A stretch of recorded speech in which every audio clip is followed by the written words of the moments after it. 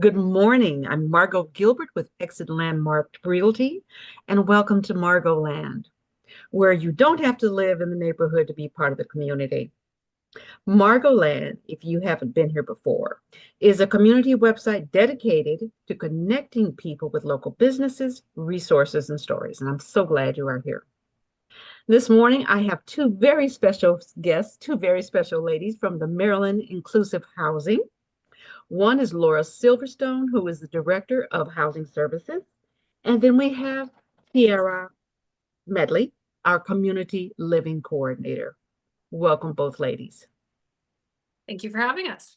Thank you. You're welcome. Okay, the first thing I want to do is Maryland Inclusive Housing. What is it? How long has it been around? And I thought it was a government agency, but it's not, is it? We are not. So Maryland Inclusive Housing just celebrated our 5th anniversary. We are a nonprofit agency. We do receive referrals from a state agency, which is the Developmental Disability Administration. So our nonprofit works to support individuals who receive the waivers supports through the DDA. And we help facilitate the housing piece and help individuals access affordable and accessible housing in the community. That's a big deal.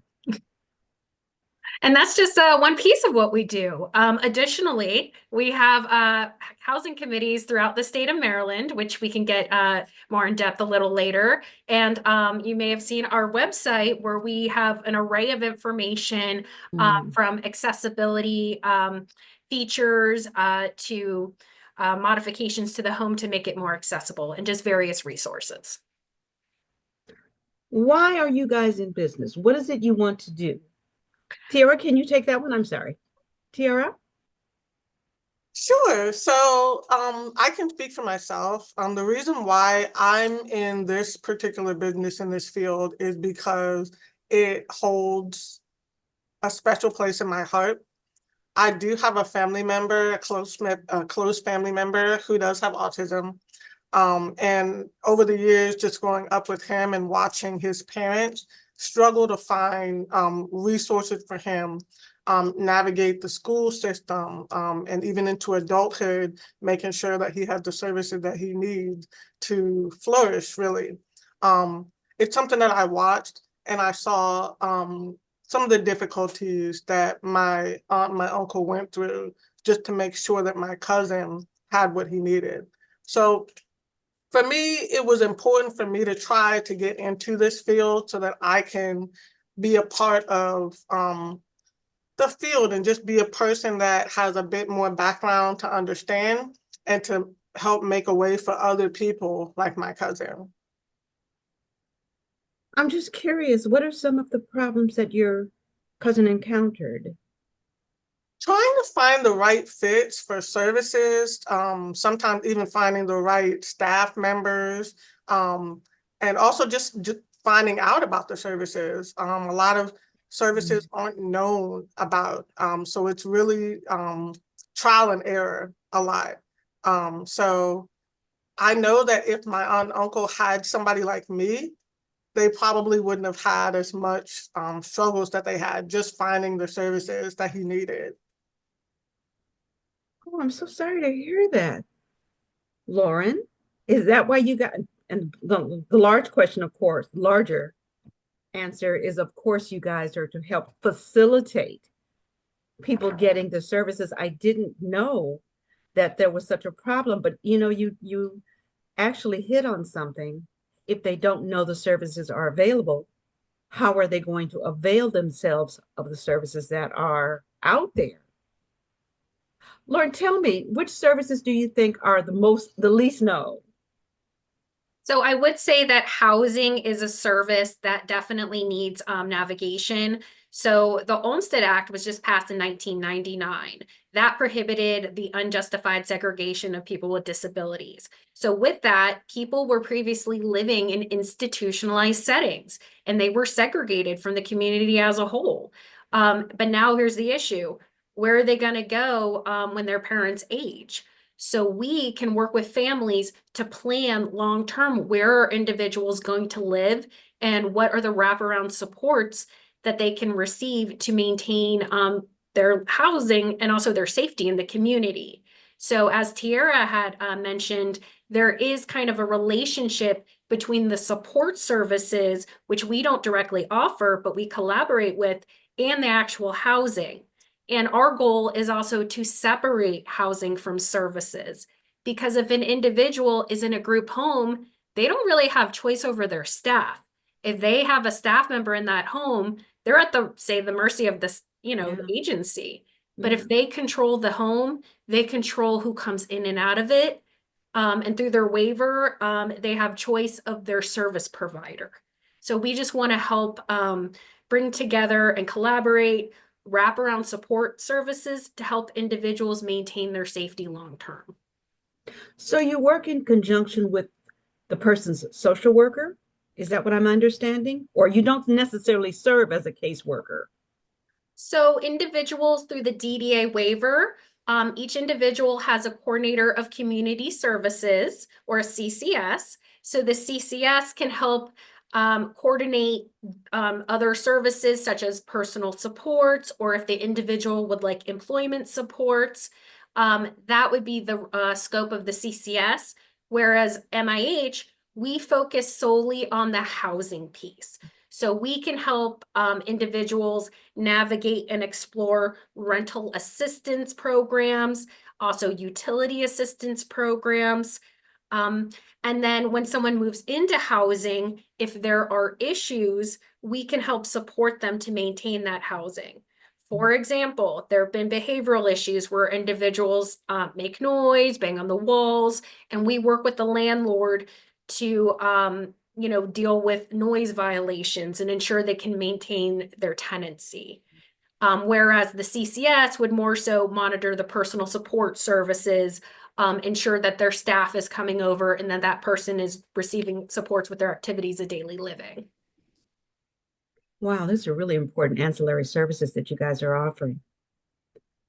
And you've been in business 5 years, you say. January was year 5, yeah. And how are you funded? So a couple ways. We do receive funding through the DDA. Additionally, we are a provider of housing support services. So we do bill through the Medicaid waiver for the services which we provide. And it is a fee for service. So we only bill for the exact services that we provide. So for example, if Tierra was meeting with an individual to assist with filling out an application for an apartment or rental assistance program, those are all billable activities. I've got 1,000 questions here. This is really interesting. I started in one direction and now I'm going in a completely different direction because it occurs to me, and I don't want to get political, ladies. I really don't. But I have to ask, in light of what is currently happening, how are you guys being affected? I mean, affected with the federal cuts and Medicaid and DEI and ladies. So one of my biggest points is that DEI includes people with disabilities. So it is Inclusive. it does. So it is very concerning to hear that people with disabilities aren't being considered or valued, in certain political spheres. There are concerns about additional funding being allocated towards voucher programs. The Section 8, which is now called Housing Choice Voucher, that's federally funded. So if no additional funds are put into that pot of money, that limits voucher opportunities. And I'll also hand it to Tierra in a moment because that particularly affects Prince George's County, which I know she's encountered a lot of issues in that area with the lack of housing. Exactly. Okay, Tierra, take it on, girl. Let me hear that. Absolutely. So one of the main ways that we get people access to vouchers is usually through the housing authorities. There's also other voucher programs, but the housing authorities themselves for the counties are a good way to get people access to vouchers. Unfortunately, for Prince George's County, the housing authority housing choice voucher waitlist has been closed for an indefinite amount of time. at least a decade. And that really cuts off a really big opportunity for individuals to gain access to affordable housing. So that's definitely a big concern within the county specifically. What do people do? They get access to other things. There's other types of housing options, such as low income housing tax credit properties.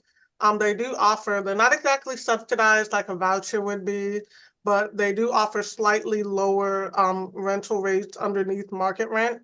So it's a little bit affordable somewhat, but even those sometimes are a little bit too much for people to afford. So that's why we try to get people in touch with the DDA rental subsidy program.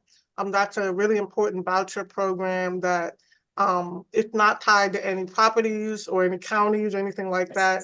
So individuals can use it pretty much anywhere that they wish. If they want to stay in PG, if they would like to move to a different county or whatever it is, if they have a specific apartment building in mind, it opens up a lot more leeway for individuals to still get access to affordable housing.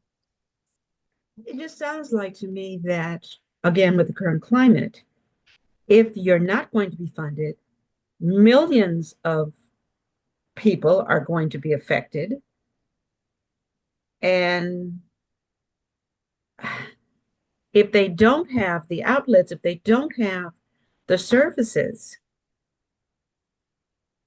the en route, again, and I'm talking worst case scenario, is going to be a homeless person who is going to be without a homeless person, I'm sorry, a person with a disability who is going to be without a home. Is that an apt analogy? Not even an analogy. Is that an apt example? Yeah, and I mean, unfortunately, that can happen. We have gotten referrals for individuals who were, in the shelters system. There are, depending, where you are, there are rapid rehousing programs, such as in Montgomery County. But the other option for folks kind of in a dire crisis is really just kind of going to a group home situation. And that is oftentimes what has happened.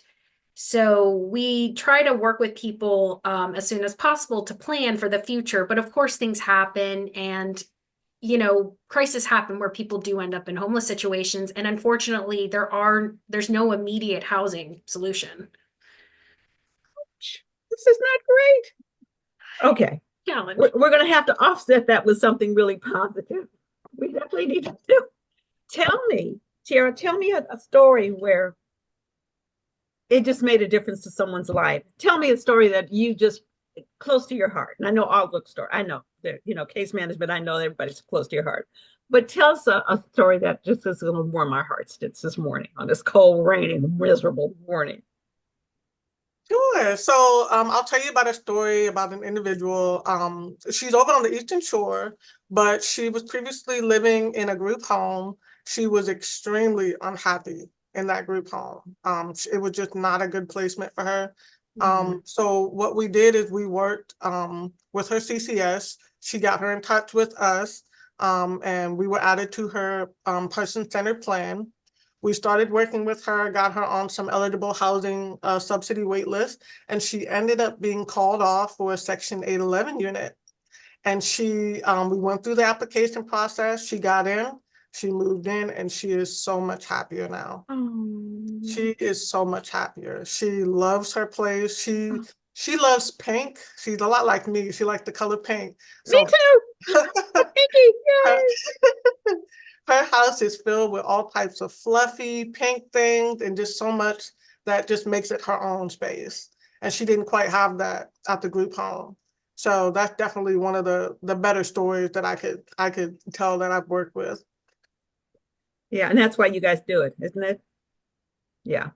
Yeah. Because Exactly. you're, yeah, okay. I knew the answer to that. I knew the answer to that because anybody who's in a nonprofit organization, and then I know I'm making a sweeping generalization here, but having worked in a nonprofit organization, everybody I ever met was there because they want, in their own way, to help people to make the world a better place, right? Exactly.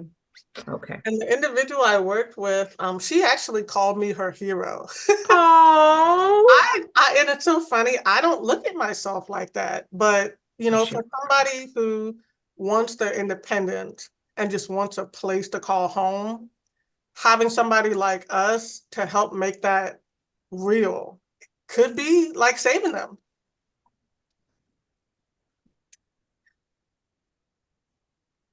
I'm sorry. That is really wonderful. On so many levels. I know that you guys are smiling about this, but I also know that there are stories that I don't want to hear about. No offense. Yeah, there's definitely stories. So tell me, and our time is unfortunately running out as it rapidly does. If someone wanted to, what's the best thing people can do to help? Do you guys need volunteers, money?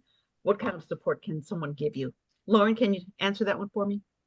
Sure. So we do have housing committees throughout the state. So if individuals were interested in joining some of our housing committees, Baltimore City, Baltimore County, Eastern Shore, Montgomery County, Prince George's County, I think I covered them all.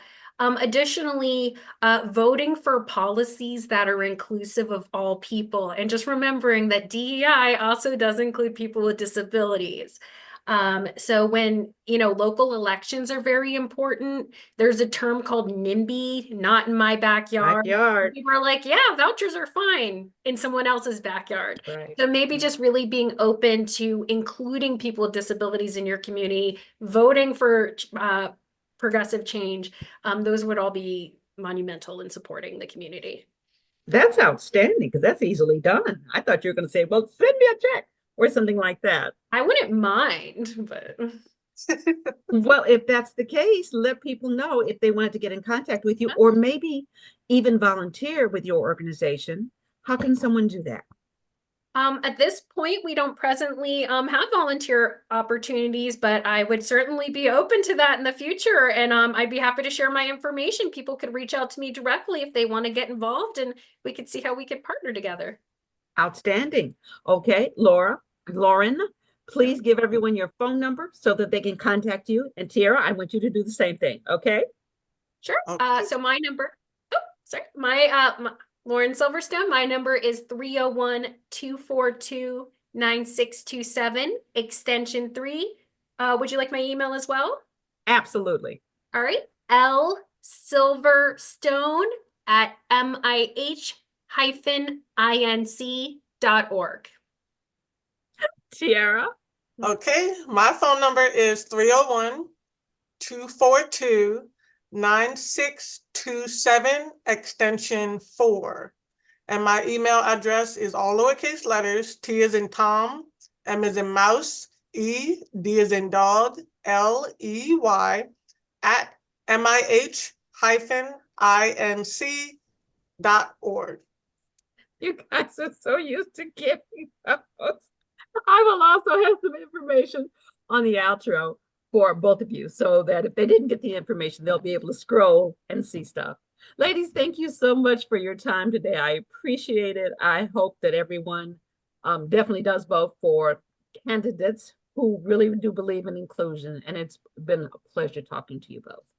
Thank you for your time. It was a pleasure meeting with you today. Thank All you. right.